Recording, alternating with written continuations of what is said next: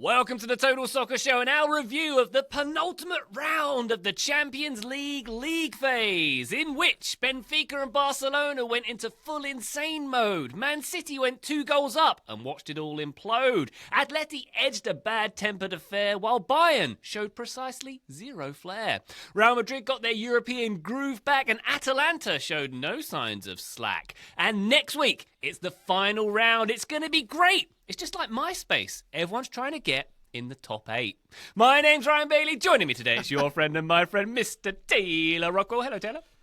Hello, Ryan. I think, given the demographics of our listenership, some people will get that reference, but there is a sizable chunk of listeners who don't know what MySpace is and certainly don't know what a top 8 is. I think there's 25% of this podcast who won't get what a top 8 is, frankly, Taylor, at this point. Yeah, of our usual rotation, Graham might know. Graham, were you a MySpace guy? Yeah, MySpace. I got the back end of MySpace, and then it was Bebo. I don't know whether that was a thing in the US, but Bebo was big. Bebo? That's Ryan, are you familiar That's a with Graham Bebo? maker-upper. I'm familiar. I thought that was like the Chinese version of MySpace. I might be wrong. My memory is foggy. Maybe it was. I don't know. Maybe Graham's that spy. was one that slipped Graham's through the spy. ban back in the day. But Maybe so. yeah, MySpace and Bebo were the two early networks I remember. They were both terrible. I remember, Taylor, there was a Gym Class Hero song which rapped about wanting to get into someone's top 8. That's how old I am. Yeah, man. There was a minute. There was a minute when MySpace seemed poised to be the one, and then Facebook did what it did, and now here we are. Woo! We're doing great. We are doing great. It is a power trio on this episode. Joe Lowry, the aforementioned, who might not know of the existence of MySpace or Bebo, travelling back from Paris as we speak. Not everyone who travelled to Paris this week had a good time, but Joe certainly did. We'll get to more of that shortly. Before we do, patreon.com/Total Soccer Show is the best way to support Total Soccer Show. You'll get bonus episodes, you'll get bonus video content, and best of all, arguably, access to the Discord where all the cool kids are hanging out. Do join us there. It's like a fun social media channel without all the bad bits. Patreon.com/Total Soccer Show to join us there. We're also on YouTube. Check us out. Link in the show notes. You can see our faces if you wish to do so during these here recordings. All right, let's get to the Champions League action, shall we? As it stands in the massive Champions League table, we have one game left to play, of course. As it stands, all teams above 18th, I believe, are now guaranteed at least the playoffs. 19th to 27th spot are in the running for the 6 remaining playoffs. And, of course, everyone trying to get into that top 8 at the moment. I believe it is 6 of those places that are up for grabs as we go in. So all to play for. Graham. Ryan, is it fair to say that you have been the biggest sceptic of this new format of the four of us this season?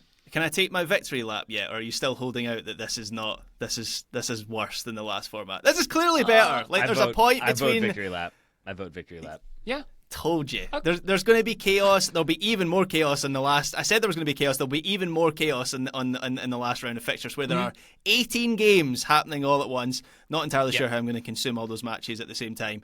But this is clearly better, surely. Like Man City, not to spoil anything in this episode, but there's some big teams that potentially could be crashing out of the competition. I just struggle to believe that would have happened in the last format. So I think it's a big improvement, or a notable improvement, I'll say. I will agree with that, Graham. I will heartily agree with that. I think my cynical heart never really liked the group stage anyway, because it felt like a lot of that was immaterial to the round of 16 and going forward. And as you mentioned, a lot of the big clubs were virtually guaranteed to go through. And as we see, many are not guaranteed to go through from this phasing as we have it. Still too many games, though. Would it be better if there were 6 games? There's a lot of games. There's always games when we review these games that I just completely forgot about. I'm not entirely sure that I knew that Sparta Prague and Inter were playing each other, to be perfectly honest, until I looked through the results and saw it there at the bottom. They did indeed. And wait till we get to Sturm Graz and go through them in detail in this episode, which we will maybe do, or maybe that will hit the cutting room floor. But we're going to start with, Taylor, I'm going to call this the most enjoyable group stage or league phase Champions League game I've ever seen. Benfica 4, Barcelona 5. Barcelona twice fighting back here. They were 2 goals down. They were 4-2 down at one point in this game. Rafinha with the winner deep in injury time. Szczesny in goal for Barcelona, making at least 2 hilarious errors, or several errors, more than that, I'd say. Benfica had a sub sent off in the 98th minute. It was complete undisciplined chaos all across the field. We even had a Phil Brown style telling off on the pitch for Benfica at the end as well. And not to mention that the winner that came in this game might have even been ruled out for a penalty claim at the other end. It was, Taylor, incredible drama here. It was. I'm glad you set the scene the way you did, because I think heading into this recording was thinking that Bayer Leverkusen was the most entertaining game, but you are correct that Benfica Barcelona gave me moments where I was just straight up cackling in laughter. The Rafinha unintentional header goal was truly tremendous. I've never seen a goal like that before in my life. Right? Like, genuinely, I've never seen a goal like that before. It was ridiculous. For people who haven't seen it, it's Trubin, the Benfica goalkeeper. Basically, like, the camera, it's one of those where the camera doesn't catch it. They're still in replays, and it comes back, and the ball is sort of going into the net, and the commentators have to do the, what's this now? Because Trubin, the goalkeeper, rolls it out, goes to kick the ball, kicks it straight at the head of Rafinha, who's maybe 30 yards away from goal, and it hits off his head and so goes right away. back into goal. Yeah. It was pretty hilarious. It was pretty amazing. And that last minute, Ryan, as you mentioned, where there's the penalty shout at one end, and then Barcelona go the other way and score. I thought there were going to be riots. I thought there was going to have to be police protection getting people off the pitch. It was a truly insane game, and this was the one that I had in my notes. Is like, this has been so fun. I love this group stage change. This is so much better than two teams that already played each other playing again, where they're both being kind of cagey and don't really want to kind of put themselves out there. This was chaos across the board. Yeah, definitely was. Graham, it was a penalty at the end. Prove me wrong. You think so? I could see it either way. I think there's definitely it's Fermin Lopez, right, who's very clumsy and sort of bundles into the back of, I can't quite remember who the Benfica player is, but I can understand why they thought it would be a penalty. Like, this was complete madness to such an extent that I actually don't really know how to analyse it. It's one of those games that is just moment after moment after moment. I mean, I guess we saw the ultimate microcosm of what Barcelona have become this season, which is they are so incredibly fun to watch and they have so much attacking quality, but are also deeply, deeply flawed as a team. And it comes back to that high line again, which I think that's part of what makes Barcelona so dangerous going forward, as they have that high line, they play the game in the opposition half. But equally, it just gives teams this huge amount of space to flip balls into, and opposition teams are becoming smarter. So I think back to the first Clásico of the season, where Real Madrid are playing very central balls and Mbappe gets caught offside like 100 times. I think teams have realised you play like diagonal passes, you have runners coming from wide, you have runners coming from deep, and so Barcelona are conceding more goals now than at any other point of the season. But yeah, loved this game. It was mayhem from start to finish. Graham, I think you are totally right to spotlight the high line. I would add to that at least for the like opening 30 of this game, Barcelona also crowding everybody to one side of the pitch, which is a tactic I know that they have gone for, I think ideally because, or the theory behind it being that you then crowd everybody over there, you're kind of applying pressure much faster so that like that direct ball, that direct diagonal can't be hit as easily. But in this game, they were so slow to prevent that is like literally where the first goal comes from in the opening minute or two, is them all on one side, a switch to the other, and Jules Koundé is the only player within 30 yards of a Benfica player. They all have to kind of shuttle over and try to make a play, but then they're collapsing and transitioning, and they're not in the right spaces, and they're not in the right areas to defend, and Benfica have a lot of joy. And I was struck by how discombobulated Barcelona were by those kind of direct balls, and then how thrown off they were by those big diagonals. With the way they're crowding over, you're not really able to do much with it. I think they did do a good job of sort of limiting the effectiveness both with their pressing but also with their spacing in the second half. Yeah, there was very little pressure on the ball. Like, that high line works when there's pressure on the ball, but you look at that first goal, Taylor, where it's you mentioned the diagonal pass out to Carrera, as it is on the left side, who had a very mixed game, gave away a penalty at the end. He's on the island with Rafinha on his own to try and stop that counter attack. But broadly speaking, in an attacking sense, I thought was pretty productive for Benfica going forward. But we saw that like the no pressure on the ball in that moment. So it's just Barcelona at their brilliant best, and I mean that in terms of their flaws as well. That's what makes them so watchable. I mean, yeah, conceding 4 goals in a game isn't ideal for Barcelona, even if they did come away with the win in this one.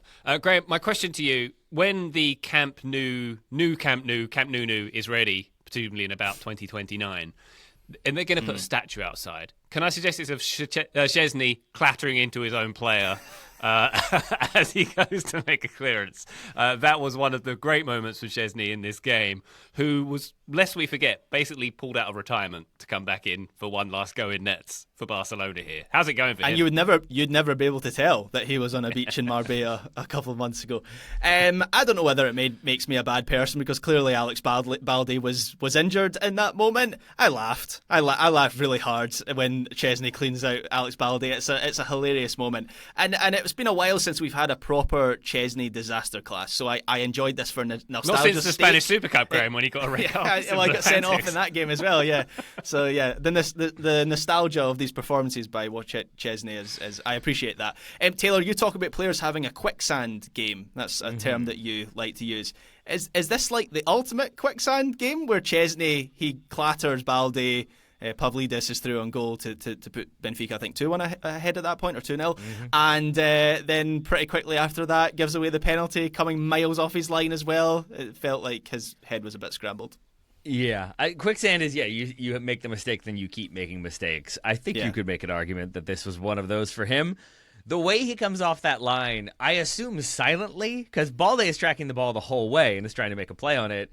I think Szczesny is doing the same thing, but neither one seems to be communicating, and the goalkeeper in that situation has to be the one who lets you know that they are coming full throttle.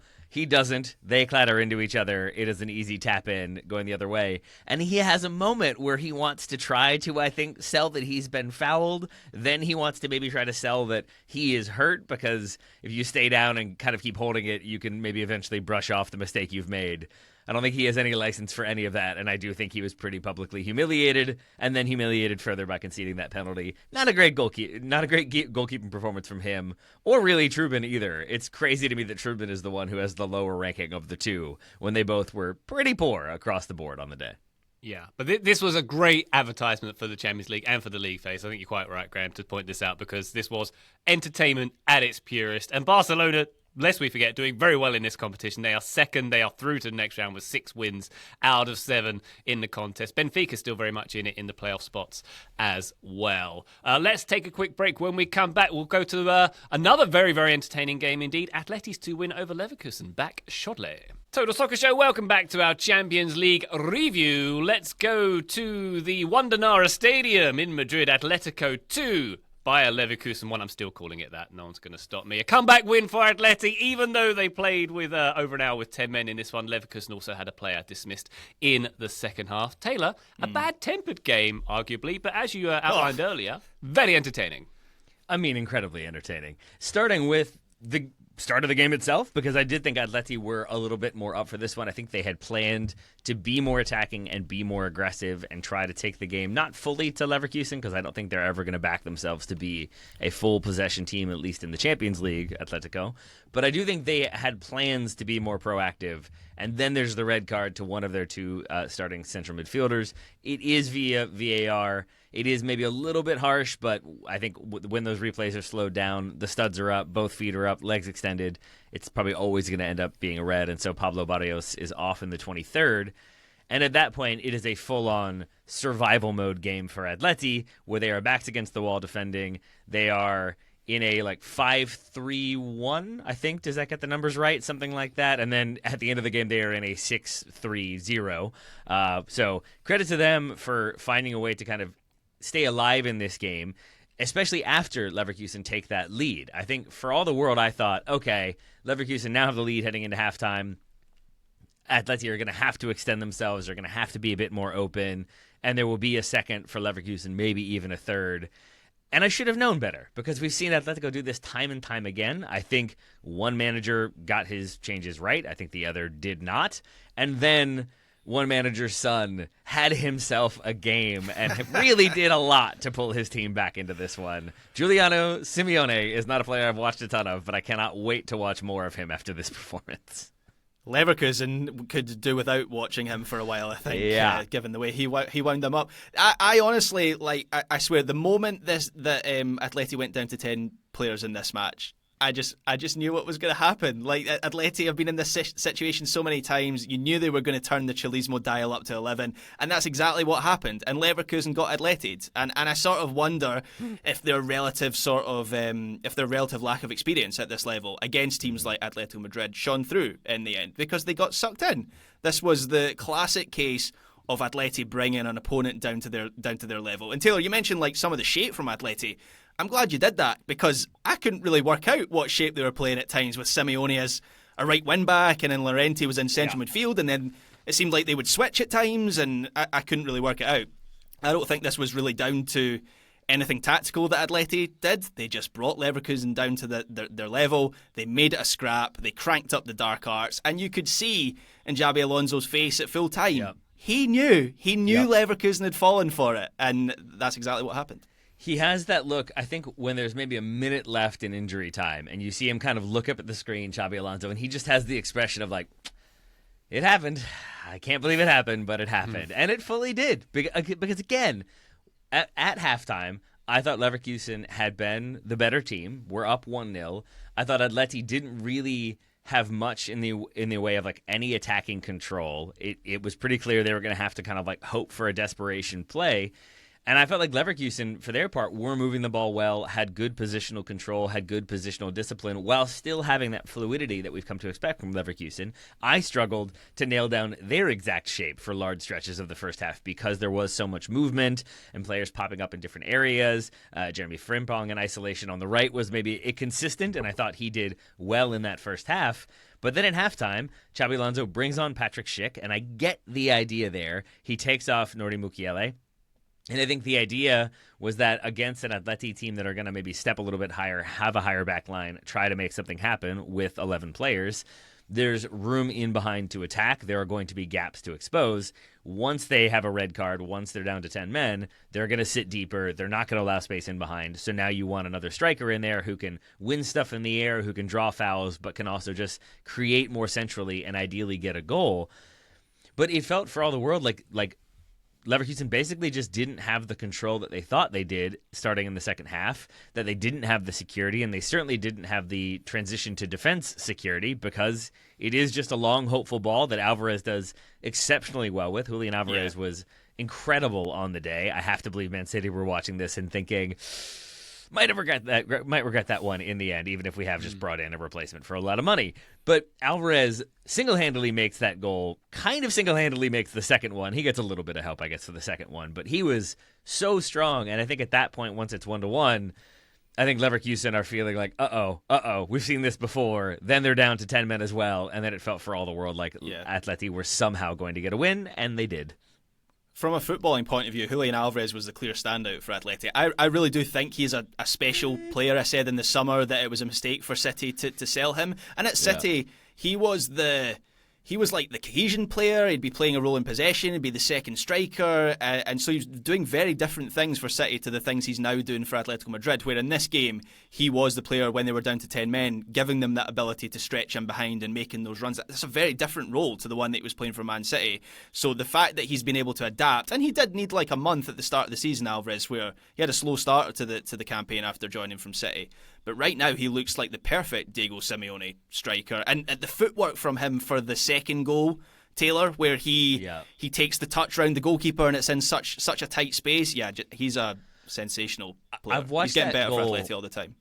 Agreed. I've watched that goal so many times trying to figure out how he does it, because he basically has his left foot planted as he takes the touch past the goalkeeper, and then kind of doesn't touch the ground again with his right foot until he shoots. He takes like a hop off of his left foot onto his left foot again to then finish in rapid fire motion. It's an incredible control, incredible awareness, and a really, really good finish. And the fact that it's sort of a rebound, unintentional pass to him that he then controls, carries around the keeper. Could not believe how strong he was. And yet, I made the noise earlier, Graham, because I still think maybe Giuliano Simeone was the most important player for Atleti, just for the dark arts aspects of things. Certainly works really hard, does a lot on and off the ball.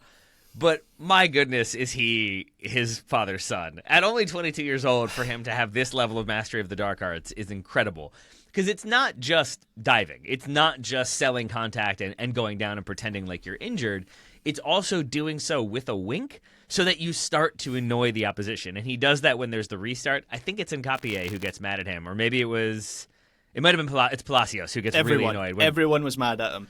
Yeah, but it's the one where there's the free kick and the ball's kind of rolling, and then you know that Simeone's just going to give it a little bit of a kick away as it's rolling, and so Palacios steps across to intercept the ball and pick it up so they can take the free kick faster. And because there's contact there, Simeone throws himself to the ground and acts like he's been shot.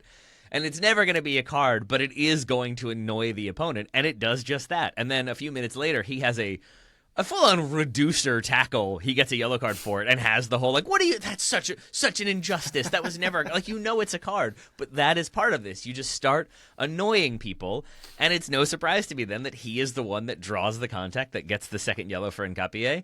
It is a silly challenge from him. It doesn't need to happen. You've got to know you're on a yellow. But it's also Simeone stepping across, knowing there's going to be contact, selling the contact, but also selling it enough and triggering it enough that it is indeed a foul, and it is indeed denying of like an attacking opportunity. So it feels like it's always going to be a yellow. But he single-handedly got Leverkusen down to 10 men in many different ways. And so credit to him, even if I think Leverkusen fans will feel the opposite of credit should go his way.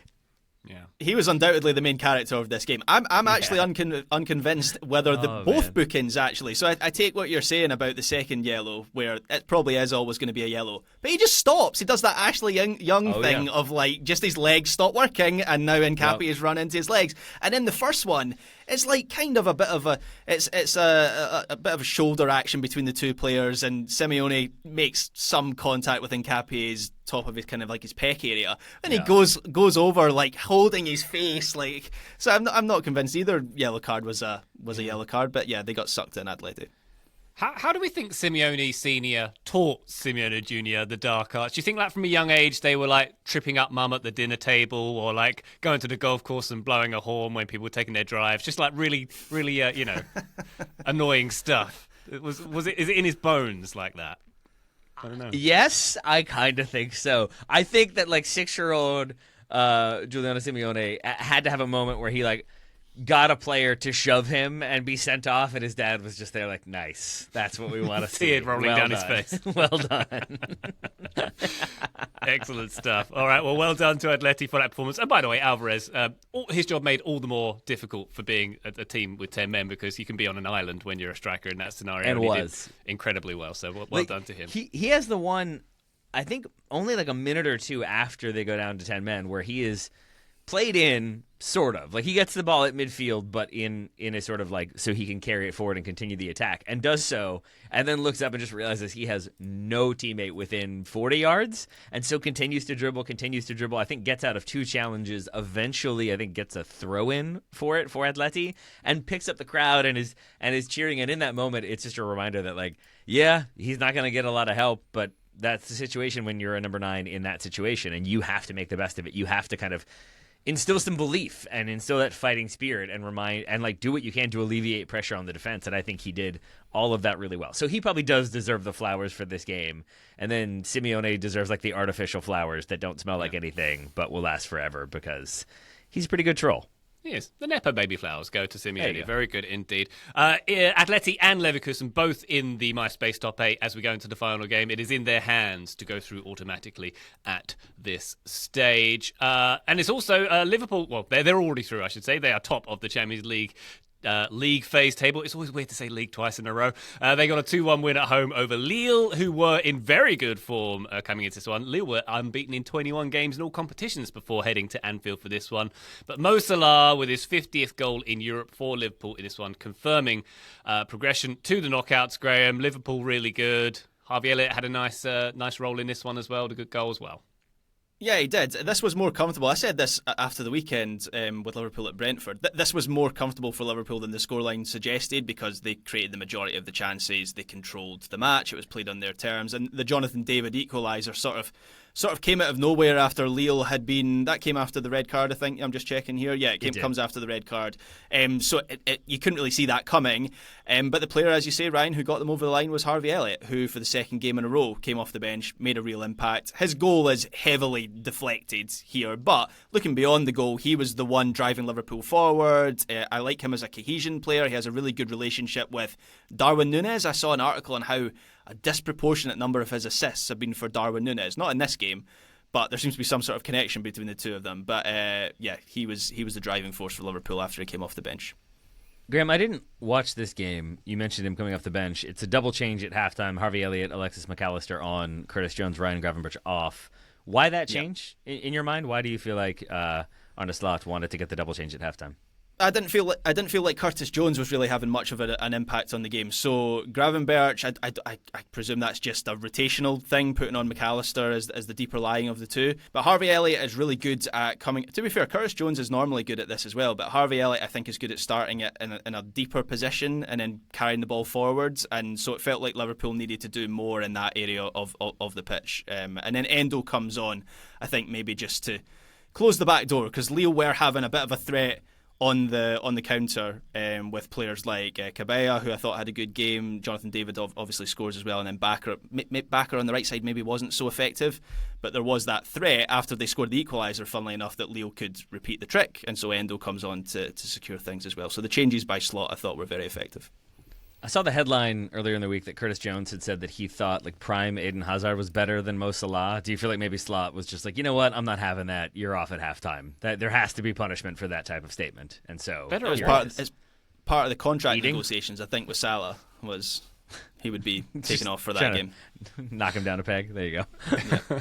All right, Liverpool obviously through and top of the league phase. Lille are down in 12th in the playoffs, but also, obviously still in their hands to go through via the playoff method. Let's go to Bologna 2, Borussia Dortmund 1. A bittersweet one for Bologna. Loads of celebration, and Vincenzo Italiano was super, super happy about the win here, despite the fact this was Bologna's first win in the competition, and they are probably not going. No, they're indeed not going to progress at this stage. And Borussia Dortmund, a tough one for them with Nuri Sahin Taylor being on his way. Yep. And unclear for Dortmund what's on the path now. Yeah, it has felt like a move that was maybe going to happen, but would still be slightly short-sighted because he's only been there for a few months at this point, 7 months maybe in charge, if that. And I think, given where they were in their roster build and given the type of football he wanted to play, it was going to require them to bring in new personnel to kind of change their approach stylistically, because he wants them to have more possession. He wanted them to build out of the back. He wanted them to control games more versus defending with a lot of intensity, playing more direct, using that speed to kind of score a goal and then control the game once you're up. But I don't think they had the personnel to make that happen. I don't think that they've done a good job in their squad build and in their recruitment. I think that predates Nuri Sahin, with some of their signings being maybe a bit more short-term or a little bit older than in the past, where it felt like they were kind of recruiting younger and younger players who then came good and then they would sell on. And it just leads to a situation in which Dortmund, once again in this game, take the lead and looked okay, but then just looked so fragile and didn't seem like they had any ability to control the game to see it out successfully. And sure enough, they don't. Bologna get the 2 goals back. They end up getting the win. And for Dortmund, I think it just felt like more of the same. This isn't going to really change one way or the other, so now we've got to make a change. And that's where they are at present. I don't think that they're going to get Roger Schmid, who seems to be the main person they were pursuing. So now it sounds like Niko Kovac is the bookies' favorite to kind of come in, stabilize things, probably have them playing a more sort of traditional defend and counter approach, but that would likely be on a short-term deal, and then they'll reevaluate in the summer. But not particularly positive signs for Dortmund, who are still in the playoff places, but I don't think this is how they expected to be there at this point. Gareth Southgate 14-1 next Dortmund manager. Who says no? Dortmund. Okay, moving on. Correct. Very good. By the way, Vincenzo Italiano, his quote after the game was, "This was a dream come true." Once again, Bologna eliminated from the competition, but I think it was his first Champions League win and Bologna's just first beating Dortmund. That's all he's ever dreamed about. Well, last season's finalist. That's not terrible, right? To take that one, to leave the competition in that fashion. By the way, this was last season's hipster pick, wasn't it? Bologna Dortmund. It was like the game that you would have gotten last season. Less so this time around. Bologna Interestingly, by the way- Girona, I think, is the only one that maybe ranks Ooh, above. that's a good one. Bologna, That's it. yeah. That's good. Let's keep listing games while Ryan tries to talk, shall we? Go ahead, Ryan. Go ahead. I was just going to give some more pro-Italy talk with Bologna. Domestically, they're actually doing better at this stage than they were under Thiago Motta last season. So make of that what you will. Vincenzo Thiago Motta's a Italiano. fraud. Yeah, that's it. Well, speaking of that, Taylor, there was 1-0 draw in this round of games. Guess who it was? Guess who? You'll never guess. Graham's favorite, man. Graham special. Tunes into Juve to watch them score a bunch of goals. Gets the result we all saw coming. I don't Bruges know 0, why I ever Juventus believed in 0. them. Yeah, there you go. Juventus struggling, Graham, to create and convert chances in this one. It took 84 minutes for the Knights' first shot on target to arrive. That's a fun stat. I'm glad I didn't watch this one, Graham, but you did catch some of it, right? Oh, I watched the first 10 minutes, Ryan. I couldn't tell you anything else about the rest of the game. I did listen to Archie Rintut, who I believe was at the match for TNT, and he basically had nothing to say. I don't think anything happened in this match, so I think we can move on pretty quickly. Okay, well, let's do that. A couple more games from Tuesday. Red start with a 3-2 defeat at home to PSV. In this one, a comeback win for PSV moves them up to 11th in the standings. And Stuttgart with a 3-1 win over Slovan Bratislava.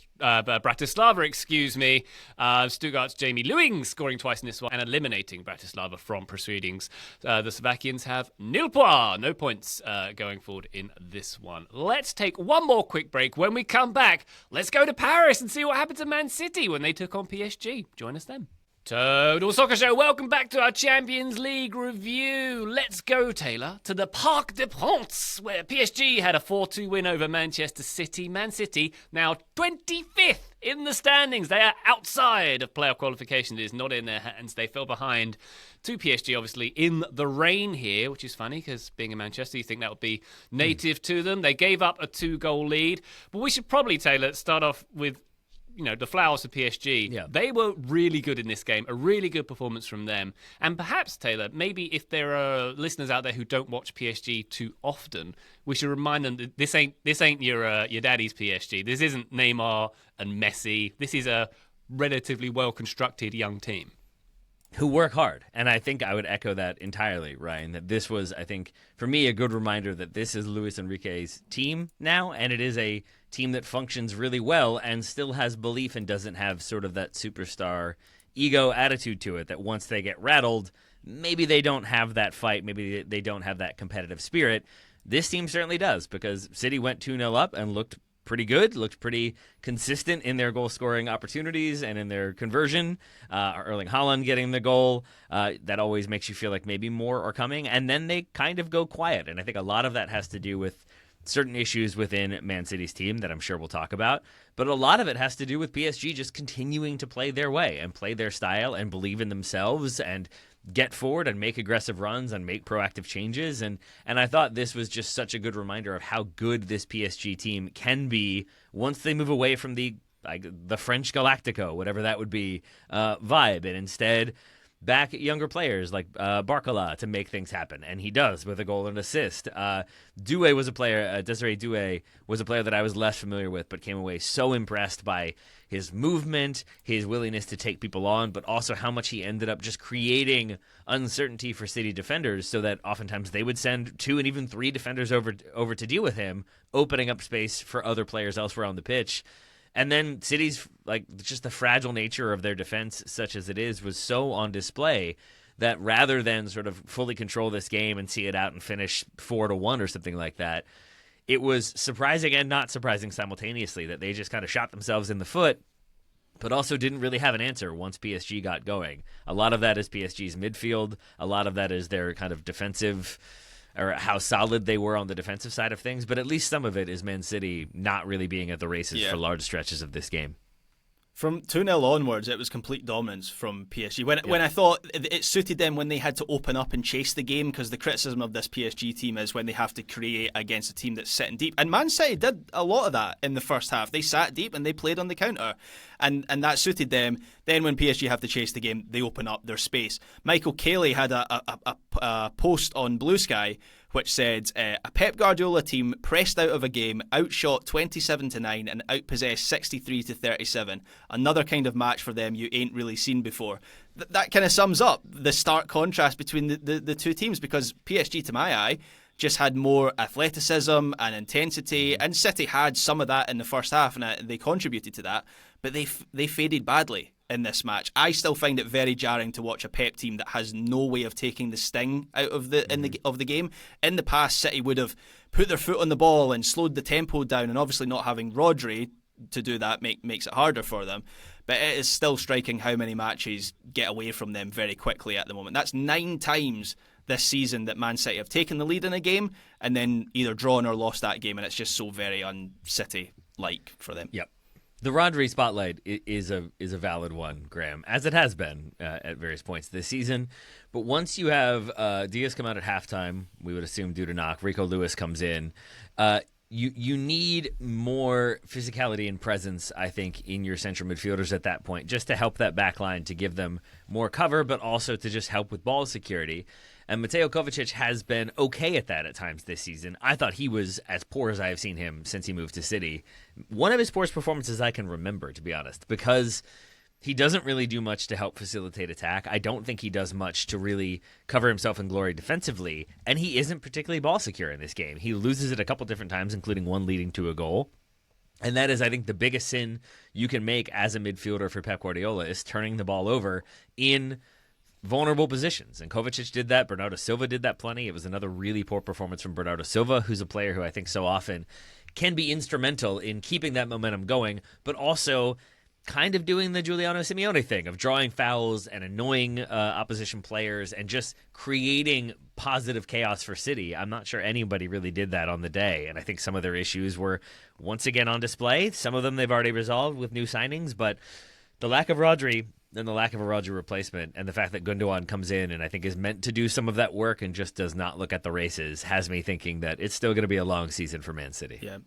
This is a team that doesn't have a clear idea of what to do in possession. They don't have the intensity to press like they used to out of possession, but on the ball as well. And so in this game, there were countless moments where I thought City were lacking that first pass into midfield. So they would go instead to the wide areas and get someone to chase, or they would go to the fullbacks and spread, and then they would have Kovacic or Silva or De Bruyne take a pass centrally for there. But once they're in that area, there's no movement. There's no triangle around that player to give them options. They're isolated. That just made it so easy for PSG to close them down and force a turnover. And that has been a trend for City over the last 2 to 3 months. I don't think I ever thought I'd see a City team that's just so lacking in ball-playing ideas. Like, this is a Pep Guardiola team. Like, I thought that would be a constant. Like, I can understand the lack of intensity and physicality because they are trending older with some of their key players. But in terms of the possession sequences, they're just not there at all at the moment for City.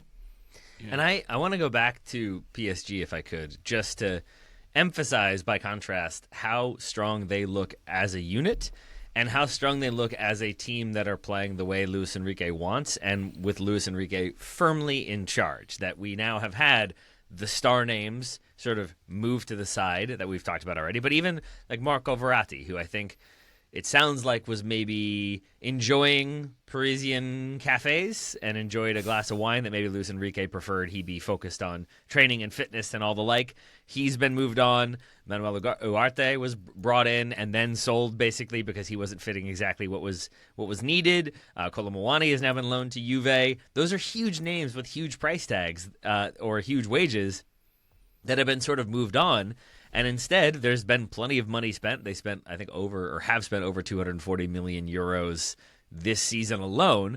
But it's on players who I think are going to make the squad better than the sum of its parts, that can help elevate, but can also do the individual task as well. They signed João Neves this season. That's obviously a pretty smart signing at this point. Desiree Doué, the aforementioned, pretty smart signing. William Pacho plays in this game, looks very strong. And now they've got Kavica, Kvaratskhelia added to this. I just think they're in such a strong position because they backed the manager, stuck with his ideas, kind of recognized it was time to move on from Mbappe / they had to move on from Mbappe because he wasn't re-signing.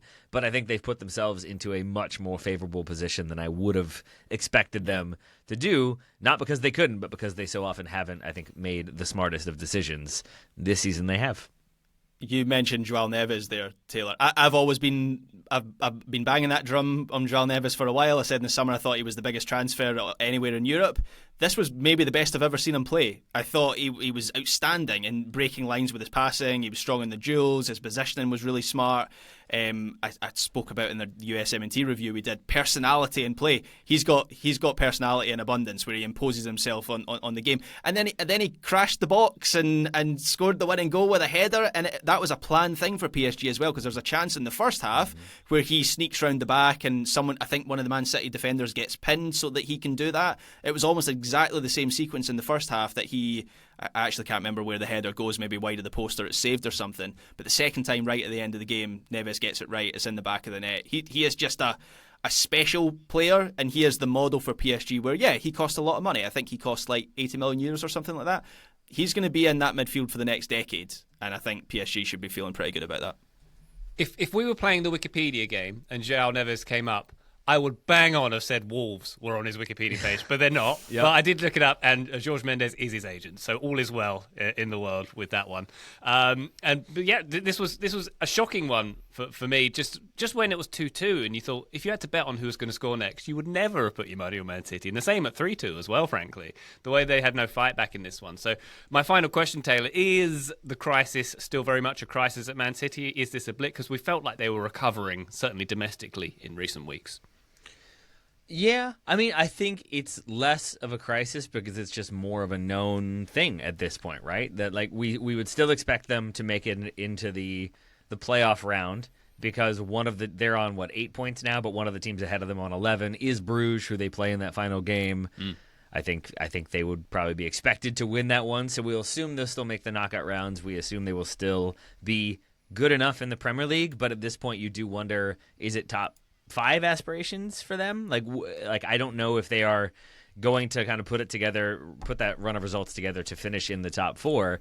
But it's also sort of a season where you can explain some of it away with injuries, some of it away with kind of needing a refresh in the squad, and that they are already doing that to some extent has me thinking that they will see this as, this is the rebuilding year. If we can stay in European contention, that's great. But I think they've already transitioned away from having it as a title challenge on both fronts. So in that way, I think it's less of a crisis and more of just a known negative situation. Yeah. Well, there you have it. PSG peed all over Man City, which explains the colour of their kits at least. Those were pretty as Taylor mentioned, City host Club Brugge next week on the final round. PSG are at Stuttgart. There is a scenario where Man City leapfrog PSG again and qualify over them. So that could happen as well. So we will see how this next round unfolds. We're very much looking forward to this final round. As Graham mentioned, chaos is abound. To go through a few more of the games that happened on Wednesday, RB Leipzig with a 2-1 win over Sporting. Leipzig's first win in this competition, just like Bologna getting their first dub there. Where else could we go? Real Madrid 5, Salzburg 1. The defending champions kind of getting their groove back a little bit, Graham, in this contest. Jude Bellingham's assist in this one, the back heel. If we're talking about quality of assists earlier this week on the feed, that one was 10 out of 10 no notes for me. We won't check what the expected assists was on that assist. It was very nice. It was a little flick into the path of Rodrigo, who's in excellent form, by the way. He bends it into the top corner from the edge of the box. And we all know how it goes by now for Real Madrid. It's the second half of the season, so Real Madrid have sat forward in their seat like that FIFA meme that you see bouncing around social media every so often. I will say, Salzburg are bad this season. Them and Young Boys have been the worst teams in the Champions League this year, so that's a caveat. But some of Real Madrid's attacking play, as you mentioned, Ryan, was incredible. There were all sorts of flicks and tricks, and Rodrigo's playing well, Mbappe's playing well, Bellingham's playing well. Vinicius comes into the team in this game. That was one of the questions I raised from the weekend. What would happen when he comes back? As I say, Salzburg are a bad team, but it all clicked in the final thirds. And Madrid, maybe they're doing it again. They look pretty frightening right now. They do. They're at Brest next week to finish up, and Brest obviously one of the big stories of this Champions League phase as well, so we'll see how they show up as well. Final 3, Bayern Munich 0. Goodness me, Graham. Bayern in 15th now. Automatic qualification is out of their hands, but still possible. This game was suspended for a few minutes after kickoff, where smoke from flares making visibility difficult on the pitch. Didn't get much clearer for Bayern after that, it seems, as well. What did we make of Bayern failing here in Holland? Well, on the point of the flares, the first thing to say is I love the aesthetics of this match. A sold-out crowd at De Kuip, incredible atmosphere, in the pouring rain, straight in the veins. That's what you want from a Champions League night. But Feyenoord just completely exposed Bayern in a way that remains their weakness and has been their weakness for a while now, even predating Vincent Kompany, which is against vertical counter-attacking opponents, they still lack not just the system, but the personnel to make such a brave approach work. It's Kim Min-jae and Upamecano as a centre-back pairing. They just don't have the recovery speed. I also don't think they've got the positional intelligence. So I don't feel like they read the danger very well as a pairing. So it's maybe not the approach that Kompany's using, but the personnel he has within that approach. And Feyenoord were a dagger straight through Bayern's heart. And Rory Smith was who works for the Athletic, was doing some of the coverage for this game, and he was talking about how Feyenoord have become much more of a counter-attacking team under Brian Prisk, who replaced Arne Slot in the summer. And there is this idea in the Netherlands that Prisk is actually a better coach for Feyenoord in Europe, because Slot would want to impose their game on opponents, but maybe wouldn't have the talent to do that when the best teams came to town. Whereas Prisk is a little bit more pragmatic in that approach. He sends players forward quickly on the counter-attack on the break. And we saw it in this game in abundance, particularly with the first goal, the Jimenez goal, which is such an emphatic finish into the back of the net, the touch to get out his feet, and then the hammer into the roof of the net. Yeah, there was plenty to like about this game, unless you're a Bayern fan, and it was terrible. Yeah, I think Graham has laid it out perfectly, and that is my read on this as well, that basically Bayern are so good in possession, and I think can handle teams that want possession, because that's not really going to cause them too much of a threat. But as soon as you go direct, and as soon as you sort of are forcing them into defensive transition and dealing with multiple attackers at once, I do not think that they are particularly well disciplined in that one and particularly adept at dealing with it.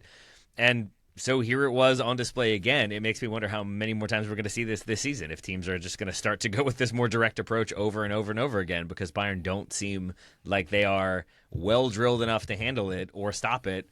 Maybe that changes after a few more results, but I was struck by how just sort of direct and kind of obvious this was for Feyenoord, not in a discourteous way, but in a, like, if it works, why stop doing it? And they didn't, and it worked 3 times.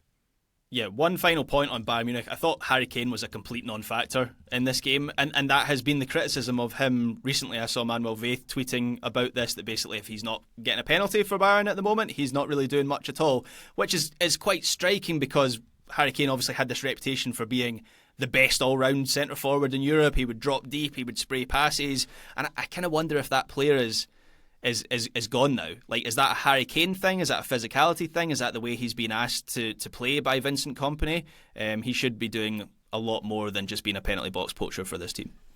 Maybe, Graham, because of the flares, he thought he was wearing an England shirt. He got a bit confused. He couldn't quite see what shirt he was wearing, so he switched roles for a bit. So that could be it. That could be it indeed. Feyenoord are at Lille next week. They are still looking for a top 8 finish as well. And Bayern can auto-qualify with they've got Slaven Bratislava next week, so they should get some 3. They would hope to get 3 points there. No guarantees, of course. Shakhtar with a 2-0. Kind of guarantees. Yeah, I suppose as much as there can be in the league phasing, but we shall see, Taylor. Stranger things have happened. Shakhtar 2, Brest 0. Shakhtar are still in as well. They're 3 points outside the playoffs at the moment, but obviously I think the neutrals will very much back Shakhtar given the difficulties they have and have had over the last few seasons. Brest, as noted, they're looking good, but Real Madrid for them next week also as noted. Milan with a 1-0 win over Girona. Rafael Leao, the hero here once again. They're looking quite good for auto-qualification at this point. They've got Dinamo Zagreb next week. Girona, they gone, unfortunately. The other Milan side had a 1-0 win at Sparta Prague. Lautaro with the goal for that one. Inter need a point to secure top 8 status in the league phase. Their final home game at home to Monaco next week.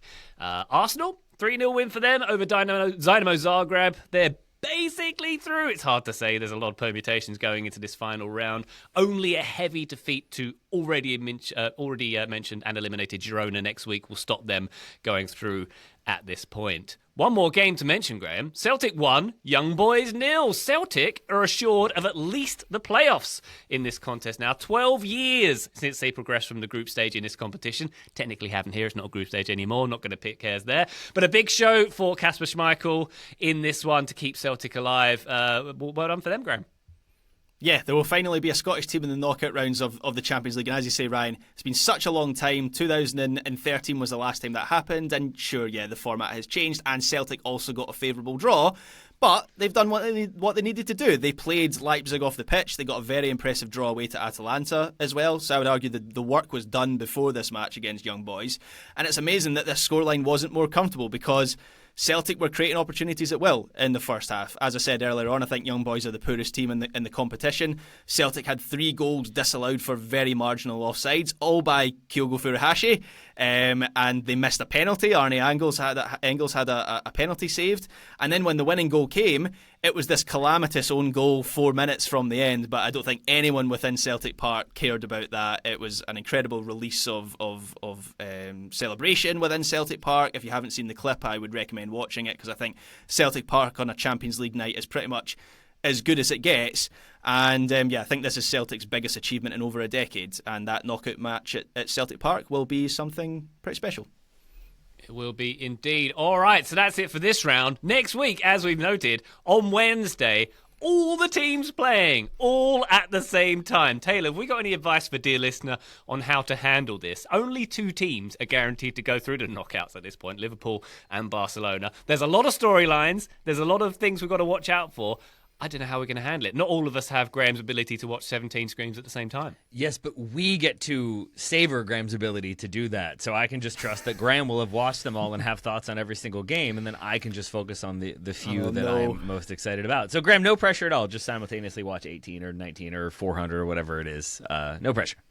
Wow. That's a Sunday afternoon for me, so fine, we'll take it my stride. I'm genuinely quite nervous for how many permutations there's going to be in this final match day, but equally excited. This is what I said at the start of the new phase, the new format, that there'll be chaos towards the end, and I'm feeling pretty good about that prediction now. Yeah. I can just imagine there's going to be like graphics on the screen of the current table, and the table is going to be about 36 teams. It's going to take up most of the screen. It's going to be something, that's for sure. But surely next Tuesday, Graham, is going to be like Christmas Eve for you, because this is what it's all about for you, isn't it? Permutations, loads of screens, loads of games at the same time. Are you in heaven with this? I'm just looking through the fixture for the fixtures for the real hipsters pick. What is it? Lille Feyenoord maybe, or Sporting Bologna? I think Bologna are already out, so maybe not that one. There's got to be a hipsters pick in here somewhere.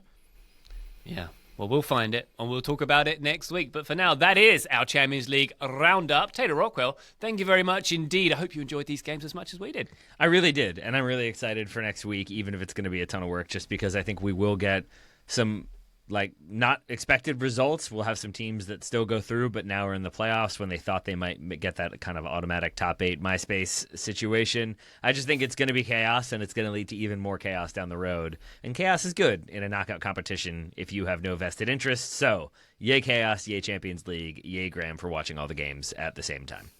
Yay to Graham, and thank you to Graham, who is, of course, in the top 8 of our hearts at all times. Thank you, Graham. I didn't say that. Thank you, Ryan Bailey. And listener, thank you the mostest for joining us on this one. We'll be back on the feed very shortly indeed. But for now, bye, the